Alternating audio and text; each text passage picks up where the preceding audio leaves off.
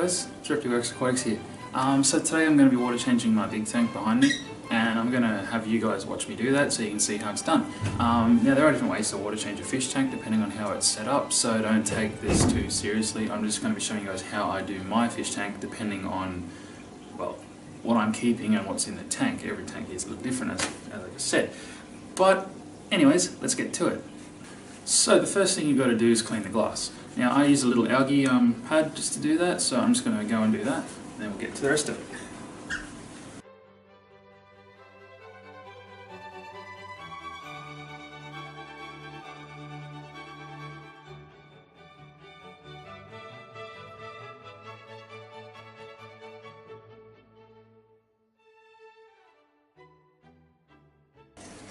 Okay, so that's all done. Next thing we want to do is turn the sand over.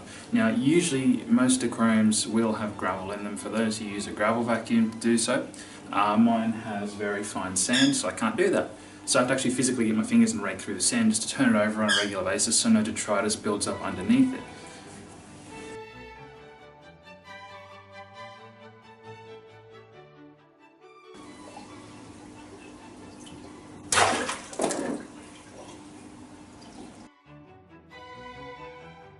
Okay, so that's the sand raked, and half my shirt is all wet down here because my peacock bass decided to splash me, which happens more than you'd think.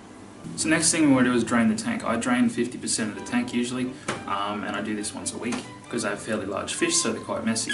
For that, I'm not going to use a siphon hose and a bucket like most people would for smaller tanks. That would take me hours. So instead what I've done, I've rigged up this little pump here. So this is an Aquarium Moray pump. I think it does like, 2,000 litres an hour or 1,500 litres an hour, something like that, I can't remember.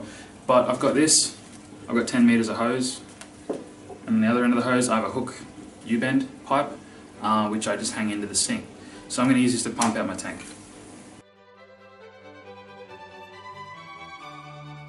Okay, that's all rigged up. Now, before I switch the pump on, I have to turn off my return pump, my heater, and my wave maker.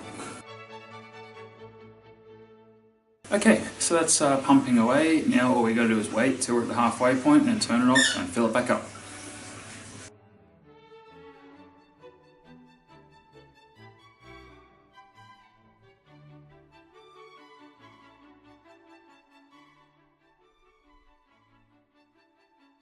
Alright guys, new shirt, because my old one was soaking. I also noticed while that's draining that there are a few areas, mainly in that back corner, it always seems to happen. I get a bit of solid waste building up there because there's not much flow in that spot. So I'm just going to manually siphon it out with a hose and a bucket.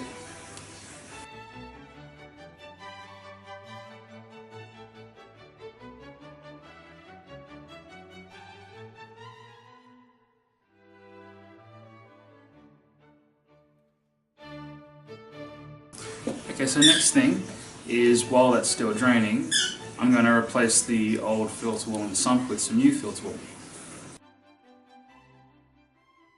Alright, well as you can see, it gets pretty dirty.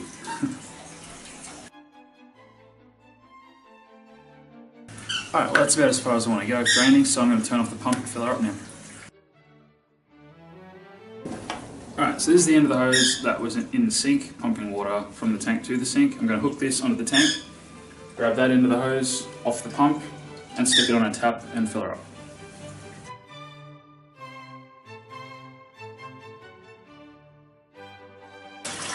Okay, so while that's filling, I'm going to do three things. Firstly, I'm going to add some conditioner.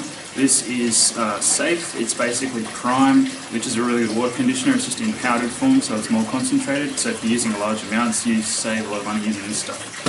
I'm also going to add some salt. This is our own home brand aquarium salt, Auburn Aquarium, so I'd start right there. This is a magnesium salt mix. 1 teaspoon per 10 litres. You can work at your own dose rate depending on your size tank, but I'm going to dose this to my tank with the conditioner. I'm also going to adjust the water coming out so it's not freezing cold. I'm going to turn the warm water on a little bit, just so there's not much temperature shock for the fish.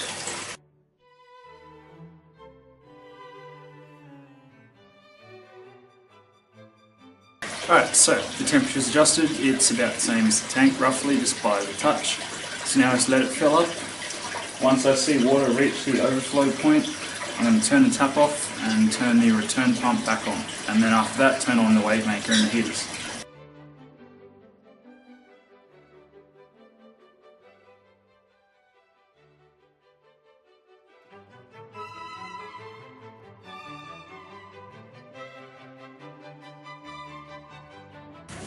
Okay, so return pump's now back on. I've shut the water off. I've plugged in the heater and the wave maker, so everything's back and up and running as it was before. All I've got to do now is clean up, pack the hose away, put my lids back on, and give the front tank glass a bit of a wipe down, and that's it, we're done.